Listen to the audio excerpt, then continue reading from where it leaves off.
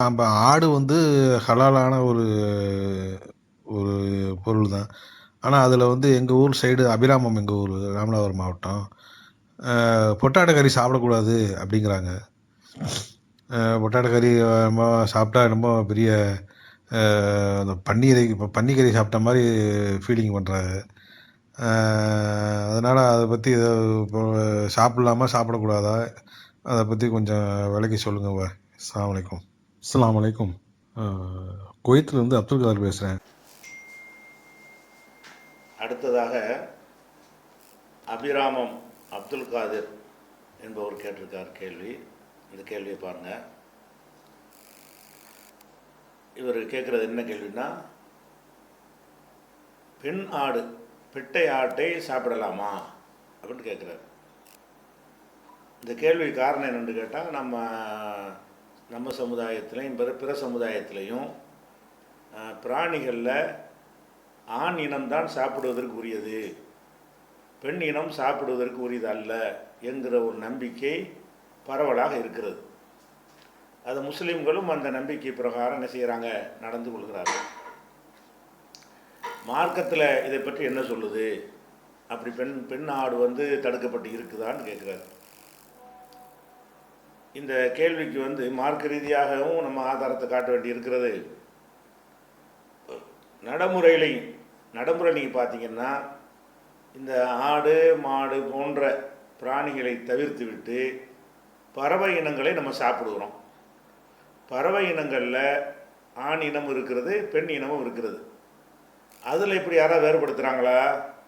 சேவல் தான் சாப்பிடணும், கோழி சாப்பிடக்கூடாது, இப்படி இருக்கான்னு கேட்டால் இல்லை, ரெண்டையும் சாப்பிட்றாங்க. ஒரு பெண் இனம்னா அது ஏதாவது ஒரு காரணத்தை சொல்லிக்கொண்டு சாப்பிடக்கூடாது என்று சொல்வார்களே. ஆனால் பறவையில் புறாவாக இருந்தாலும் சரி, குயிலாக இருந்தாலும் சரி, இன்னும் வேறு எந்த கொக்குவாக இருந்தாலும் சரி, நாரையாக இருந்தாலும் சரி, கோழியாக இருந்தாலும் சரி, எதுவாக இருந்தாலும் வான்கோழியாக இருந்தாலும் சரி, காடையாக இருந்தாலும் சரி, இந்த ஆண் பெண்ணுண்டு வந்து வித்தியாசப்படுத்தி இவங்க வாங்கிறது இல்லை. அப்போ எல்லா எல்லா பாலினத்தையும் சாப்பிடுகிறார்கள். அது ஆண் பாலாக இருந்தாலும் பெண் பாலாக இருந்தாலும் அது சாப்பிடுகிறார்கள். அப்போ அதிலிருந்து என்ன நம்ம விளங்க வேண்டியிருக்குன்னு கேட்டால், இது ஆண் பெண் பிரித்து பார்க்குற ஒரு விஷயமாக இவங்களே கருதவில்லை. ஆடு மாடுன்னு ரெண்டு இனத்துக்கு தான் இப்படி கருதுகிறார்கள். மீதி உள்ள எல்லா உயிரினங்கள்லையும் அது ஆணாக இருந்தால் என்ன, பெண்ணாக இருந்தால் என்ன, அது மனிதனுக்கு அது மாமிசமாக வழங்கப்பட்டிருக்கிறது. அது ரெண்டையும் சாப்பிடலாம் என்று நினைக்கிறார்கள். அப்படி நினைக்கும் பொழுது அதிலிருந்து அவங்க விளங்கி கொள்ள வேண்டும், இது ஆணும் பெண்ணுன்னு வித்தியாசப்படுத்தல ஒன்றும் இல்லை. ஆணை எப்படி ஆண் உயிரினத்தை சாப்பிட்டாலும் பெண் உயிரினத்தை சாப்பிட்டாலும் ரெண்டுமே சமமானது தான். இதை நம்ம விளங்கி கொள்ள வேண்டும். மார்க் அடிப்படையில் இதுக்கு வந்து தெளிவாகவே நமக்கு குர்ஆனில் அனுமதிக்கப்பட்டிருக்கிறது. அதாவது கால்நடைகளில் ஆணையும் சாப்பிடலாம் பெண்ணையும் சாப்பிடலாம்ங்கிற அந்த வாசகம் திருக்குர்ஆனில் இடம்பெற்றிருக்கிறது. 6வது அத்தியாயத்தில் 144வது வசனத்தை எடுத்துக்கிட்டிங்கன்னா, திருக்குர்ஆனில் அல்லாஹ் சொல்லி காட்டுகிறான், 8 வகையான ஜோடிகள் உள்ளன. அதாவது செம்மறி ஆட்டில் 2 இருக்கிறது, வெள்ளாட்டில் 2 இருக்கிறது. அதாவது வெள்ளாட்டில் ஆண் பெண் என்று இருக்கிறது, செம்மறி ஆட்டில் ஆண் பெண் என்று இருக்கிறது. இது அப்படின்னு அல்லாஹ் சொல்லிவிட்டு, குல் நபியை நீங்கள் கேளுங்கள், தக்கரைனி ஹர்ரம அமில் உன்சையினி, இந்த வெள்ளாடு செம்மறி ஆட்டில் வந்து ஆண் பிராணிகளை அல்லாஹ் ஹராமாக்கி இருக்கிறானா, பெண் பிராணிகளை ஹராமாக்கி இருக்கிறானா?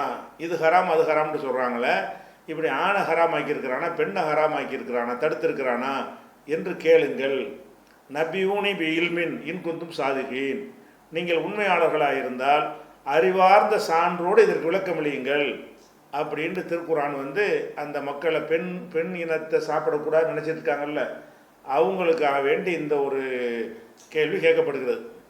அதே மாதிரி ஒமினல் பக்கர் இஸ்னைனி ஒமினல் இபுலி இஸ்னைனி ஒமினல் பக்கர் இஸ்னைனி, ஒட்டகத்தில் 2 மாட்டில் 2 இருக்கிறது ஆண் பெண் என்று. அப்போ குல் தக்கரணி ஹர்ரம அமில் உன்சையினி, இதில் ஆணை எல்லாம் ஹராமாக்கி இருக்கிறானா பெண்ணை ஹராமாக்கி இருக்கிறானா, அதுக்கு ஒரு ஆதாரத்தை கொண்டு வாங்கடா என்று நீங்கள் கேளுங்கள். அப்புறம் நல்லா இறைவன் கேட்குறான், அம் குந்தும் சுகதா நீங்கள் வந்து சாட்சியாக இருந்தீர்களா? இது வஸ்ஸாக்குமுல்லாஹு பிஹாதா, இதை சாப்பிடக்கூடாது என்று அல்லாஹ் சொல்லும்போது நீங்கள் சாட்சியாக இருந்தீங்களா? அல்லாஹ் தானே சொன்னாங்கிறீங்க. இறைவன் ஹராமாக்கினான் என்று சொல்லித்தானே அந்த ஜாஹிலியா மக்கள், அறியாமை காலத்து மக்கள் சொல்லி கொண்டிருந்தார்கள். அதுக்கு அல்லாஹ் கேட்குறான், இப்படி அல்லாஹ் சொன்னாங்கிறீங்களுக்கு நீங்கள் சாட்சியாக இருந்தீங்களா? ஃபமன் அல்லமு மிம்மன் இஃப்தரா அலல்லாஹி கதிபன், யார் அல்லாவின் பேரில் பொய்யை இட்டு கட்டுகிறானோ, லி யுதில்லன் நாஸி பிகைரி இல்மின், அறிவு இல்லாமல் மக்களை வழிகெடுப்பதற்காக இப்படி எவனாவது செஞ்சால், இன்னல்லாஹ லா யஹ்தில் கௌமல் ஸாலிமீன், இந்த அநியாயக்கார கூட்டத்திற்கு அல்லாஹ் நேர் வழி காட்ட மாட்டான் என்று இந்த 143 144 வசனங்கள் சொல்கின்றன. அப்போ அன்றைய மக்கள் வந்து சில பெண் பிராணிகளை சாப்பிடக்கூடாது, சில வகையான ஆண் பிராணிகளை சாப்பிடக்கூடாது, அவங்களாம் ஒரு இஷ்டத்துக்கு சொல்லி கொண்டு இருந்தார்கள். அப்படி அவர்களுக்கு மறுப்பாக இந்த வசனம் இறங்குகிறது. இதிலெல்லாம் எதை இறைவன் ஹராமாக்கி இருக்கிறான்? ஆணாக இருந்தால் என்ன, பெண்ணாக இருந்தால் என்ன? இதை ஹராமாக்கி இருக்கிறான், தடுத்திருக்கிறான் என்று உங்கள்கிட்ட ஆதாரம் இருக்குதா? அதை ஹராமாக்கி இருக்கிறான்னு ஆதாரம் இருக்குதா? அப்படி ஆதாரம் இல்லைன்னாலும் அறிவார்ந்த சான்று, இது ஆண் தான் சாப்பிடத்தக்கது, பெண்ணை சாப்பிட்டா விஷம், செத்து போயிடுவீங்க, இந்த மாதிரியான எப்படியாவது ஒரு அறிவார்ந்த சான்று ஏதாவது இருக்குதா? அறிவார்ந்த முறையில் பேசினா இதில் ஆண் பெண் என்று வித்தியாசப்படுத்த முடியாது. அதனால் இதை சாப்பிட உயிரை கொள்வது அப்படி ஒரு மனசில் சிலவர் தப்பாக நினச்சிட்டு இருப்பாங்க. அப்படி நினைக்கிறவங்களா இருந்தால் ரெண்டையும் சாப்பிடக்கூடாதுன்னு சொல்லணும். இதை சாப்பிட்லான்னு சொல்லிட்டீங்கன்னா அதை கூட சாப்பிட்லான்னு தான் என்ன செய்யணும், முடிவு எடுக்கணும். அதில் மார்க்கத்தில் எந்த ஒரு தடையும் கிடையாது. நடைமுறையில் எடுத்து பார்த்தா கூட, அந்த ருசியெல்லாம் எடுத்து பார்த்தா கூட ரெண்டுக்கும் பெரிய வித்தியாசங்கள், அது ரெண்டு ஒரே மாதிரி தான் இருக்கும்.